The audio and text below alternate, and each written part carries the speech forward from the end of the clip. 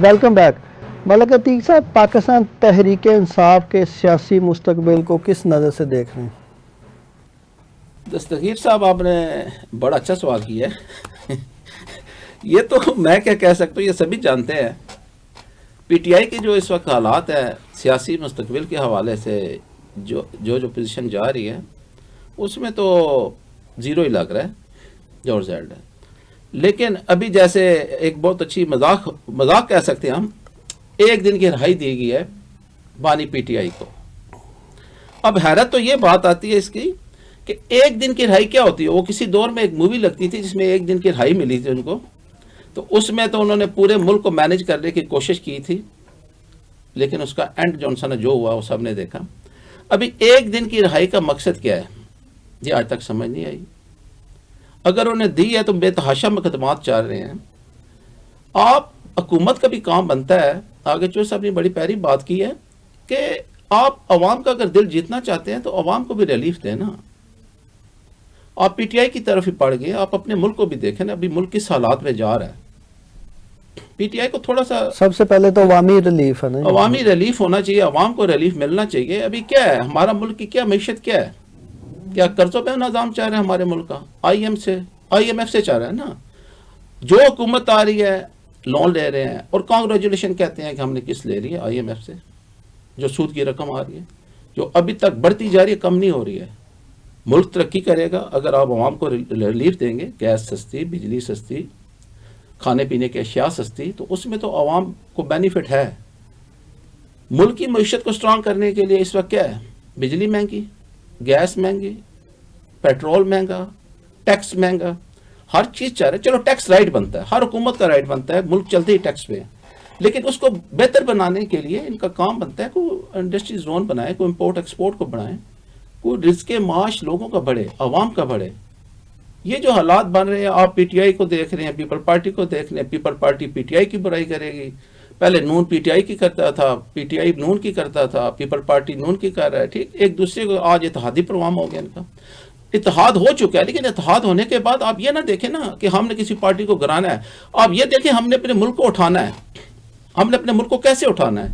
اس حالات واقعات میں آج دہشت گردی ہو رہی ہے، جگہ جگہ بم بلاسٹ ہو رہے ہیں، بالکل بڑھتا جا رہا ہے نا. کام کو روک تو کوئی نہیں رہا ہے. اگر اس کو بڑھانا ہی ہے آپ نے تو اس کو روکنے کے لیے کوئی اقدامات کریں، کوئی بہتر کریں. سب سے پہلے تو اپنی عوام کے لیے سوچیں کہ ان کو یار آسان رزق کیسے دیا جائے، بجلی کم کیسے کی جائے، گیس کم کیسے کی جائے، ٹیکس کو کم کیسے کیا جائے، پیٹرول کو کم کیسے کیا جائے. یہ تو اللہ رب العزت کا فرمان ہے کہ جس نے سود لے لیا، سود کی رقم لے لی، وہ کبھی اٹھ نہیں سکتا. یہ ہم نہیں کہہ رہے، میرا رب کہہ رہا ہے. اور یہ ان کو بھی دیکھنا چاہیے. سب سے پہلے تو ان کو نجات حاصل کر لینا چاہیے اس سود کی رقم سے. میں اپریشیٹ کرتا ہوں میاں نواز شریف صاحب کو کہ 97-98 میں جب حکومت آئی تھی تو انہوں نے بڑا اچھا اقدام لیا تھا. انہوں نے کہا تھا کہ کشکول پھینک کے قرض اتاریں، ملک سنواریں. اور میں اپریشیٹ کرتا ہوں اس عوام کو. جی انہوں نے کیا مائیں لوگوں نے اپنے زیورات دے دیے، کیا زیور تک دے دیے گھروں کے. جی نہیں تو اس میں وہ قرض اتر گیا تھا، ہم تو چھوٹے تھے تب. ان کی بیڑ لگ ہوئی ہے نا، دیکھو ان کی بیڑ لگی ہوئی ہے کہ آگے حکومت نہیں چل پائی ہے. صحیح وہ خود 8 سال کے لیے ملک بدر ہو گئے ہیں. اسٹیبلشمنٹ آئی ہے، حکومتیں بنی ہیں، کاف آئی ہے. وہ جو قرض دارو ملک سنوارو کہاں پہ گیا؟ آج تک اس کا سوال ملا آپ کو؟ اس کا جواب ملا آپ کو؟ وہ فنڈ کدھر ہے؟ سب سے پہلے تو ان کو یہ کرنا چاہیے کہ آئی ایم ایف کے جو قرضے ہیں وہ تو ختم کرنے چاہیے. سب ابھی اتحاد ہے نا. اگر آپ پی ڈی ایم میں بیٹھے ہوئے ہیں تو آپ اس قرض کو ختم کریں. نیکسٹ اچھی بہتری ہے. ابھی عوام بیچاری کیا کر رہی ہے؟ ایک گھر ہے جس کا 40,000 روپیہ سیلری ہے، گھر رینٹ پہ ہے، بچے پڑھ رہے ہیں، وہ کھائے گا، پیے گا، رینٹ دے گا، کیا کرے گا؟ یہ تو ریاست کو دیکھنا چاہیے کہ اس کے حل کیسے نکلنے چاہیے. میں مانڈلا صاحب منتخب وزیر اعلیٰ خیبر پختونخوا کی بانی پی ٹی آئی سے ملاقات نہ کروانے کی کیا وجہ ہو سکتی ہے؟ وجہ کی یہی ہے، لالچنس ہے. قانون نہیں ہے، عدالتوں کے آرڈر کے اوپر عمل نہیں ہے، تو اس کے بعد پھر کیا پتہ کہہ سکتا. جو چیف ایگزیکٹو ملک کا وہ اگر اس کو فون کرتا ہے مبارکباد کے لیے تو وہ ملاقات کے لیے کہتا ہے تو وہ वज़ीर आज़म कहता कि मैं पूछ के बताता हूँ, तो अगर उसने भी किसी से पूछना है तो फिर आप मुझे बताएं क्या निज़ाम है। अदालतों के आर्डर मौजूद होते नहीं, हैं। वजीर आज़म पंजाब गवर्नमेंट के अंडर आते नहीं, हैं, वहाँ जेल आता खाना है, जात आप जो- चीफ एग्जीक्यूटिव कंट्री की बात कर रहे हैं। जी जी ठीक है ना, और वो हुकूमत पार्टी एक ही है पंजाब में और वफाक में। वज़ीर आज़म चाचा है और वज़ीर आला वहाँ की भतीजी है, दूसरा बाहर से तो कोई आना नहीं, वो एक ही है। तो बात यह है कि ये एक मजाक है कि जो एक बुनियादी राइट्स हैं, जो हकूक हैं, कैदियों के भी हकूक होते हैं हवालात में जो जेलों में बंद है, कि भाई ये एक तयशुदा फार्मूला दे दिया अदालतों ने, उसके ऊपर मुलाकात अगर किसी की हो जाए, फैमिली मेम्बरान की, उनके वकला की, दूसरों की, क्या ये पहले सारे ये कहते नहीं रहे ये जरदारी है, ये नवाज है, ये शहबाज है, तो क्या दूसरों की मुलाकातें कभी ऐसे बंद होती? मेरा ख्याल है मुलाकातें होनी चाहिए, और ये कोई नया निज़ाम जो है नए हर बंदे के लिए दूसरी पॉलिसी वो नहीं होनी चाहिए। अगर नहीं होती तो मेरा ख्याल है कि अभी वो निज़ाम शर्मिंदा है। वो अदालतें अदालतें क्या करें, वो कभी दे सकती हैं कि यहाँ तो हमने देखा वो जब ये वो पकड़ दकड़ शुरू थी, मेरा हुआ था तो मर्द अदालत में गया तो उन्होंने बोला पता नहीं कोई जमानत का मसला, उन्होंने बोला भाई आपने प्रेस कॉन्फ्रेंस की या नहीं किया, अगर नहीं करे तो हमारे जो है ना इस फैसले का क्या फ़ायदा होगा। तो मेरा ख्याल है ये एक मजाक बन के रहेगी सारी चीज़ें, और ख़ुद सोचना चाहिए कि आज ये दुनिया जो है ना इंटरनेशनली वो देखती नहीं है, क्या वो हर मुल्क यहाँ वैसी नहीं है, वो क्या वो हमसे ज़्यादा समझते हैं कि यहाँ कौन सा निज़ाम है कौन है। तो या तो कोई वैसे पॉलिसी दे दें तो भाई आर्डर ही दे ख़त्म कर दें, भाई ये कोई अदालत का हुक्म नहीं चलेगा, कोई जो जब हम कहेंगे मुलाकात होगी, जब कहेंगे नहीं होगी, ताकि लोगों की जो आस उम्मीद है उन अदालतों के दरवाज़ों पे जाके खड़े होना, जाके जो है ना बहस तकरार करना, फिर आर्डर जजमेंट लेनी और जजमेंट के ऊपर अमल ना हो। और यहाँ तो आपने देख लिया कि जब रजीम चेंज हुआ तो उसके बाद आयन क्या कहता है कि 90 दिन में इलेक्शन कराओ, तो केपी के और पंजाब में इलेक्शन नहीं हुए, फिर सुप्रीम कोर्ट का फैसला हुआ कि जनाब सुप्रीम कोर्ट के फैसले के ऊपर अमल नहीं हुआ। फिर हाल ही में पीछे आपने देखा कि मखसूस नशिस्तों के मतलब सुप्रीम कोर्ट का फैसला, उसके ऊपर अमल नहीं है। और फैसले में बैठा हुआ एक जज वो खुद लिख रहा है कि भाई अगर हुकूमती इदारे समझते हैं कि इसके अमल ज़रूरी नहीं है तो मत करें। तो मुझे बताएं कि चलना कैसे है मुल्क। अवाम देखती है कि भाई अभी तो अवाम ये समझते हैं कि जाएँ तो जाएँ कहाँ, कि भाई किसी तरफ जाएंगे, कि ये एक जोड़ने की बजाय ये तो सिस्टम जो है ना वो बंधु को आपस में तोड़ता है, बंधु को आपस में, जैसे जो मान लीजिए जो निज़ाम है आपका डेमोक्रेसी सिस्टम, ये वैसे ही जैसा जहाँ इंतकामी सियासत होती है वहाँ क्या है कि इलाके में गाँव देहातों में क्या होता है, जो पार्टी बरसरे इक़्तिदार होती है उनके जो सपोर्टर हैं वोटर हैं वो कुछ भी कर लें, और जो दूसरी अपोजिशन में होती है वो बेचारे सांस भी नहीं ले सकते और उनका सांस लेना मुश्किल हो जाए। तो मेरा ख्याल है क्या ये अवाम का अंदर, क्योंकि जो जब बंदा इलेक्ट हो जाता है ना कोई भी हो, जैसे अवाम वोट दिया, वो पीटीआई का हो, वो मुस्लिम लीग नून का हो, या पीपल पार्टी का हो, या दूसरी किसी जमात का हो, जब वो चीफ एग्जेक्टिव बनता है, वो सूबे का बने या मुल्क का बने, तो उसके लिए तमाम मुल्क के अवाम बराबर होना चाहिए, उनके राइट्स बराबर होने चाहिए, उनके हकूक बराबर होने चाहिए। फिर वो एक ऐलान कर दे कि इस टर्नओवर में कोई किसी के साथ ज्यादती नहीं करेगा और ना हम ज्यादती को बर्दाश्त करेंगे। लेकिन बावजूद इसके कि मिलने के बाद फिर वो तफरीक हो कि एक पार्टी को आप जलसा ही ना करने दो, एक को तहरीक नहीं चलाने दो, एक को जो है ना कुछ करने ना दो, एक को इलेक्शन लड़ने की इजाज़त न दी जाए, और उनकी पकड़ दकड़ शुरू हो जो दूसरे फ्री हैंड करते जाए। तो मेरा ख्याल ये दोहरा म्यार जो है ये अल्लाह को पसंद नहीं है, और इससे मुल्क और कौमें जो है ना वो आगे नहीं बढ़ती।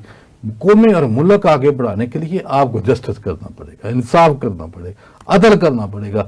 एक घर में अदल ना हो, एक गांव में अदल ना हो, शहर में ना हो, तो वो इम्प्रूवमेंट नहीं करते, तरक्की नहीं करते। और आज दुनिया में वही ममालिक आगे हैं जिन ममालिक में इंसाफ का बोलबाला है, अदल है, और वो फिर तमीज़ नहीं करते। तो इसके मतलब नबी पाक सल्लल्लाहु अलैहि वसल्लम की बड़ी वाज़ेह हदीस है, या अय्युहन्नासु इन्नमा अहलकल्लज़ीना क़ब्लकुम, कि ऐ लोगों तुमसे पहली कौमें इसलिए तबाह हुई, अन्नहुम कानू इज़ा सारका फ़ीहिम शरीफ़ तरकहु, कि जब उनमें इसको बड़ा मुअज़्ज़ज़ चोरी करता था तो उसको छोड़ दिया जाता था। वाइज़ा सरका फ़ीहिम ज़ईफ़ अक़ामू अलैहिल हद, जब को कमज़ोर ज़ईफ़ कमज़ोर आदमी छोटा चोर चोरी करता था तो उसके ऊपर हद नाफज कर दी जाती थी। वाइमुल्लाहि लौ अन्ना फातिमा बिन्त मुहम्मदिन सरकत लक़तअतु यदा, آپ صلی اللہ علیہ وسلم نے کہ مجھے اس اللہ کی قسم اگر فاطمہ بنت محمد بھی چوری کرتی تو میں اس کا ہاتھ بھی کاٹ دیتا. یہ معیار ہے آگے بڑھنے کا. اور اگر کوئی اس معیار اس کسوٹی کے اوپر اپنے آپ کو نہیں پرکھتا, نہیں لے کے چلتا, تو وہ تباہی کی طرف جائے گا. یہ ہم نہیں کہتے, کوئی دنیا کا کوئی بندہ نہیں کہتا, یہ آقا علیہ الصلوۃ والسلام کا فرمان ہے, اللہ کا فرمان ہے کہ عدل کرو, اس زمین کے اوپر عدل کرو. جہاں عدل نہیں ہوگا وہاں بہتری نہیں ہوگی, وہاں خوشحالی نہیں ہوگی. تو مجھے بتائیں کہ یہاں قاتل کدھر دندناتے پھرتے, دن دہاڑے قتل ہوتے. یہ سارے ماڈل تو ساری دنیا کے سامنے ہے. کراچی میں کتنی ٹارگٹ کلنگ ہو جاتی تھی. مجھے بتائیں وہ 12 مئی کا واقعہ کہ جب یہاں وہ شرف مکے لگاتا تھا, وہ مجھے بتائیں کہ کدھر ہیں قاتل. یہاں یہ سامنے ہوئے ہیں, یہ 26 نومبر ہے, اور دوسرے یہ سامنے مرید کیا کشمیر ہے, دوسرے کدھر ہیں. جب آپ کی سرزمین کے اوپر ایک قتل کہ جس سرزمین کے اوپر ہو جائے, تو مجھے بتائیں کہ وہ زمین کیا کہے گی کہ اس کو عدل ہی کوئی نہیں ہے, حکمران ہی کوئی نہیں ہے. تو آپ صلی اللہ علیہ وسلم لَزَوَالُ الدُّنْيَا أَهْوَنُ عَلَى اللَّهِ مِنْ قَتْلِ رَجُلٍ مُسْلِمٍ, کہ پوری دنیا کا تباہ و برباد ہو جانا اللہ کے ہاں ایک مسلمان قتل جو ہے وہ ہو جانا اس سے زیادہ آسان ہے کہ پوری دنیا میں تباہ ہو جائے. تو یہاں تو مجھے بتائیں کہ یہ کس سے بندہ پوچھے, کس سے فریاد کرے. آئے دن جیسے عتیق صاحب فرما رہے تھے کہ دہشت گردی ہے, کس سے بندہ پوچھے جا کے, ادارے کہاں ہیں, کہاں کام کر رہے ہیں. مجھے بتائیں کہ پوری دنیا میں آپ دیکھ لیں کہ ہمارے پاس یہ ادھر بھارت ہے یا دوسرے ہے, ابھی ایران ہے, دوسرے جنگ تو ایک دوسری چیز ہے. میرا خیال ہے کہ ہم ابھی کل بھی جو ہماری جو دہشت گردی ہوئی ہے تو ہم کہتے کیا ہیں 80-90 ہزار جانیں ہماری اس دہشت گردی کی جنگ میں چلی گئیں. اور ہر انسیڈنٹ کے بعد, ہر حملے کے بعد اور شہادتیں اپنے جوانوں کی افواج کی اٹھانے کے بعد ہم کیا کہتے ہیں کہ اس کا سراغ بھارت سے ملتا ہے. اور بھارت والے بھارت سے ذیلی پہلگام کرایا, پلوامہ کا ڈرامہ کرایا, پھر اس کے بعد حملہ کیا. تو میرا خیال ہے کہ جب ہم پریس کانفرنس کی بجائے شٹ اپ کال دیں اور جو ہی اس کا سراغ ادھر ملتا ہے, ہمارا بھی کام ہے کہ بالکل اس بھارت کے اوپر جو ہے وہ ایسے ہی پوری طاقت کے ساتھ جو ہے وہ حملہ کرے تاکہ وہاں جو اس کی بنیادیں ہیں وہ ان کو کمزور کیا جائے گا. یہاں پریس کانفرنس میں آپ کی طرف آ رہا ہوں جی. ملک عتیق صاحب, مولانا فضل الرحمان نے 27ویں آئینی ترمیم کو مسترد کر دیا, ان کے بیان کو آپ کس نظر سے دیکھ رہے ہیں؟ دستگیر صاحب بات یہ آ رہی ہے کہ مولانا صاحب 27ویں ترمیم تو مکمل ہو چکی ہے. مجھے ایک بات سمجھ نہیں آتی, دیکھیں اپوزیشن پارٹیوں کا بھی بنی ہے تو اس کا کوئی کام تو ہے نا, انہوں نے بھی ایکٹیویٹیز تو رکھنی ہے 26 کو وہ خود لے کے مصروف ہونے کے لیے. جب یہ بن رہی تھی تو اس وقت مولانا صاحب نے کیوں نہیں آواز اٹھائی, اپوزیشن پارٹیوں نے کیوں نہیں آواز اٹھائی؟ دیکھیں اپوزیشن میں بیٹھے ہوئے, بڑی پاور ہوتی ہے اپوزیشن کی. تو ایک کام جب ادھورا تھا تو اس وقت یہ آرام سے بیٹھے ہوئے ہیں, اس وقت ان کو آواز بھرپور طریقے سے اٹھانی چاہیے تھی. یہ 27ویں ترمیم کے نقصانات کیا ہیں اور فائدے کیا ہیں, وہ تو سب کو پتہ ہے, اس میں کیا کیا نقصانات ہیں اور کیا کیا فائدے ہیں. جو بینیفٹ ہے وہ آپ کو بھی پتہ ہے, اس میں کیا بینیفٹ ہے. تو مولانا صاحب وقت گزرنے کے بعد جو کام کر رہے ہیں نا, وقت سے پہلے کام کر لیتے تو بہتر تھا. ابھی آواز اٹھاتے ہیں تو عوام کو ظاہر بات ہے انہوں نے اپنا بینک ووٹ تو بنانا ہی بنانا ہے. مولانا صاحب بھی ماشاءاللہ ہر حکومت کے ساتھ ساتھ چلتے ہیں. اس دفعہ وہ حکومت سے ہٹ کے پوزیشن میں آئے ہیں, ٹھیک, تو انہوں نے اپنی کارکردگی کا تو بتانا ہے نا کہ ہم بھی ہیں, آواز اٹھا رہے ہیں.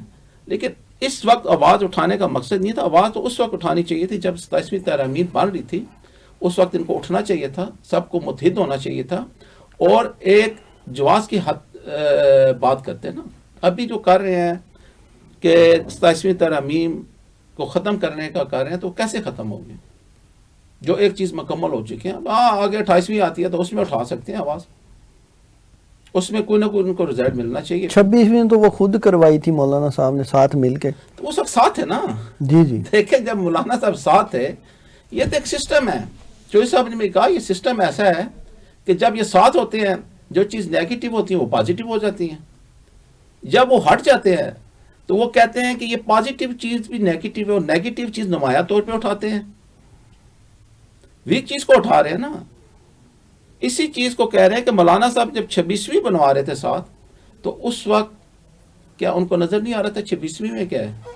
جب 27ویں بنی ہے, آپ حکومت سے ہٹے ہوئے ہیں, آپ اس جگہ پہ کھڑے ہیں کہ جہاں پہ آپ صرف آواز اٹھا سکتے ہیں اور آواز کام ہونے کے بعد اٹھا سکتے ہیں، تو یہ تو عوام کو دکھانے کے لیے ہو رہا ہے کہ ہم نے جناب اتنی آواز اٹھائی ہے، ہم نے اپوزیشن کا جو کام تھا وہ مکمل کیا ہے، اس کے باوجود 27ویں ترامیم کو ختم نہیں کر سکے۔ بلیم تو سارا انہوں نے حکومت کو ہی دینا ہے نا، وفاق کو ہی دینا ہے، لیکن وقت سے پہلے اگر یہ کر لیتے تو کوئی حل تھا۔ ابھی تو مجھے نہیں لگتا ہے کہ 27ویں ترمیم ختم ہونے کے کچھ چانسز لگتے ہیں۔ نیکسٹ کوئی نہ کوئی ان کو پلان بنانا چاہیے، کیا کرنا چاہیے۔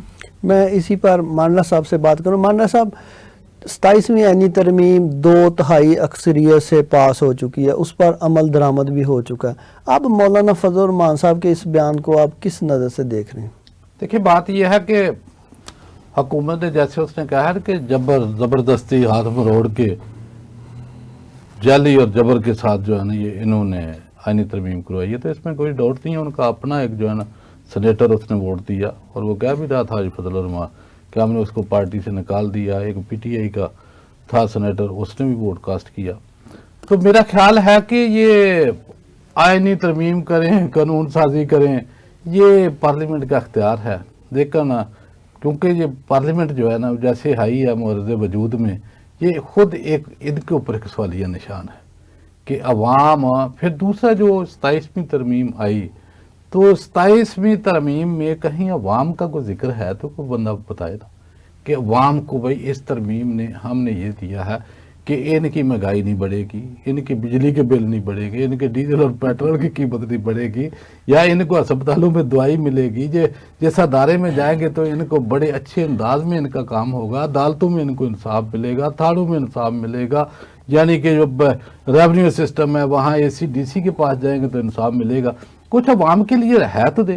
یہ تو ایک لیڈ کلاس ان کو نوازنے کا ایک طریقہ تھا کہ بھائی ایک مجھے بتائیں کہ آئینی عدالت یہ چند ماہ پہلے ہی جو 26ویں آئینی ترمیم ہوئی تو یہ بلاول نے کیا کہا تھا؟ اس نے بولا کہ جو کام ہم نے آئینی عدالت سے لینا تھا وہ ہم نے آئینی بینچ سے لے لیا ہے۔ تو مجھے بتائیں کہ جب آپ نے کام ہی لے لیا تو پھر آئینی عدالت وہ سب ملک کے اوپر ایک نئی عدالت لگا دی، جو بیچاروں کے پاس تنخواہ کے پیسے نہیں، اگر IMF آپ کی قسط روک لے تو آپ کو پالے پڑ جائیں کہ بھائی یہ نظام کیسے چلانا ہے، یہ نظام جو ہے سارے معاملات کس طریقے سے جو ہے وہ مینیج کرتے ہیں۔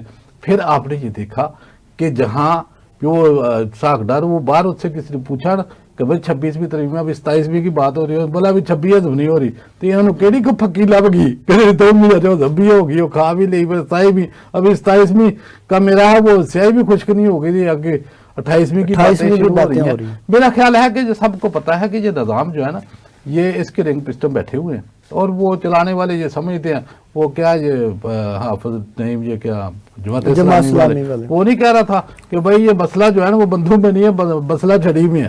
وہ جس کے بعد چھڑی آتی ہے وہ سمجھتا ہے کہ وہ عالم بھی میں آؤں، عقل بھی میرے پاس ہی ساری آ گئی ہے۔ وہ پہلے کا بھی ذکر کر رہا تھا کہ ملٹری چیف پتہ نہیں وہ گئے ادھر مرشدانوں سے مل رہے تھے تو وہ کہہ رہا تھا میں تو اتنا اچھا لیکچر دیا میں تو مرشدان بن گیا ہوں۔ کچھ جس کے بعد کہتا ہے کہ یہ نظام ہی ایسا ہے، اس نظام میں جو بندہ آتا ہے نا وہ اپنے انداز سے پرانی پالیسیاں ختم، نئی پالیسیاں شروع۔ بھائی آپ اجتماعی یہ پارلیمنٹ سسٹم ایسا ہے کہ ہر بندے کو بولنے کا، اس کے نفع نقصان بولنے کا، جو عوام سے ووٹ لے کر آتے ہیں وہ پھر عوام کے لیے جو ہے قانون سازی کرے، آئین سازی کرے، کچھ بھی کرے۔ لیکن اگر نظام، کیونکہ یہ عوام کو جو ہے جواب دہ نہیں ہے، کیونکہ ان کو پتا ہے کہ ہم عوام تو ہمیں لائی نہیں، ہمیں نظام لایا، تو جو نظام لایا ہے اس نظام کو خوش کرنے کے لیے، جیسے وہ کہتے ہیں بیچارے صبح اٹھ کے جا کے پڑھ بھی نہیں سکتے کہ بھائی کسی نے وہ خود ہی پارلیمنٹ میں کہتے ہیں ان میں سے بتائے تو صحیح کہ اس امینڈمنٹ میں ہے کیا، تو ان کو پتہ بھی نہیں ہوتا۔ لیکن کیا ہے کہ وہاں آرڈر ہوتا ہے اور آرڈر کے اوپر نظام چل رہا ہے، اور ہر 5-10 سال کے بعد ہمارا جس کے پاس پاور آتی ہے وہ اپنے انداز سے چلاتا ہے۔ ہماری تو دعا ہے کہ یار نظام کو ایسا بنا دو، حکومتیں بدلتی رہیں، آپ کا سسٹم جو ہے نا وہ کام کرتا رہے۔ پوری دنیا میں آپ دیکھ لیں کہ نظام ایسے ان لوگوں نے بنائے کہ اس نظام میں پریزیڈنٹ چوری نہیں کر سکتا، وزیر اعظم نہیں کر سکتا، بیوروکریٹ نہیں کر سکتی، جوڈیشری نہیں کر سکتی، کوئی بیوروکریسی ملٹری وہ نہیں کر سکتی۔ نظام ایسا ہے کہ اس نظام میں پکڑ سب کی برابر ہو۔ جب تک یہ نہیں کریں گے، یہاں تو یہ مجھے بتاؤ کہ استثناء کوئی دنیا میں ایسی مثال ہے کہ پارا یاد بھائی اس کو استثناء ہی دے دو کہ بھائی وہ کچھ بھی کر دے؟ نہ دنیا میں کوئی مسائل ہے، نہ ہمارے دین اسلام میں اس چیز کی اجازت ہے ہر بندہ جس کا بڑا ہوتا ہے وہ بڑا جواب دہ ہے. بھئی آپ کو عوام نے اپنی امانتیں آپ کے حوالے کی ہیں اور آپ اس کو خرچ کرو گے، بے دریک کرو گے تو آپ سے حساب سے لیا جائے گا. اگر حضرت عمر رضی اللہ تعالیٰ عنہ سے ان کی قمیض کے متعلق سوال ہو سکتا ہے اور وہ اس کا جواب دیں برابر، تو میرا خیال ہے کہ ان سے بڑا تو کوئی نہیں، کوئی نہ. میرا خیال ہے کہ ان چیزوں کو جب آپ اپنا منشور کا حصہ نہیں بنائیں گے، نظام آپ کچھ بھی بنا لیں، ترمیمیں کر لیں، آپ ایک نہیں ہزارہا ترمیم کر لیں، آپ کو پیچھے ریورس آنا پڑے گا. اور ایک ہی ترمیم کافی ہے، وہ اللہ کا ایک نازل کردہ کتاب جو ہے قرآن پاک، آپ اس کا نفاذ کر دیں. آقا علیہ الصلوۃ والسلام کی سیرت جو ہے نا وہ سنت، اس کا نفاذ کر دیں. میرا ہے پھر میں دیکھتا ہوں کہ یہ چور کدھر جاتے ہیں، وہ قرآن کے مطابق کرے فیصلے، پھر چوروں کے ہاتھ کاٹے، قاتلوں کی گردنیں کروں، تو میرا نظام سیدھا ہو جاتا ہے. میرا خیال ہے کہ اگر اپنی ذات کو سامنے رکھ کے کہ ہم نے جناب منی لانڈرنگ کی تو ہماری منی لانڈرنگ بچ جائے، ہمارے امپائر بچ جائے، ہمارا اگر اپنی ذات کو آپ مقدم رکھیں گے تو پھر ملک پیچھے جائے گا اور وہ عوام بھی پیچھے جاتی ہے. تو میرا خیال ہے کہ ابھی سے جو ہے وہ خود یہ کیا ہے شباز، وہ کیا کہتا ہے بیگر تو 8 چوزر. بھئی ہم باہر جاتے ہیں، لوگ سمجھتے ہیں مانگنے آئے، تو ہم کہتے ہیں نہیں مانگنے نہیں آئے، مجبوری ہے. تو مسئلہ ہے کہ یہاں تک تو آپ پہنچ گئے ہیں، اور یہ ساری نحوست جو ہے نا یہ آپ کے قرض میں ہے، آپ کے سود میں ہے. نبی پاک صلی اللہ علیہ وآلہ ماندہ صاحب وسلم لاسٹ کی حدیث ہے، ایک منٹ، جی اعوذ باللہ من الکفر والدین.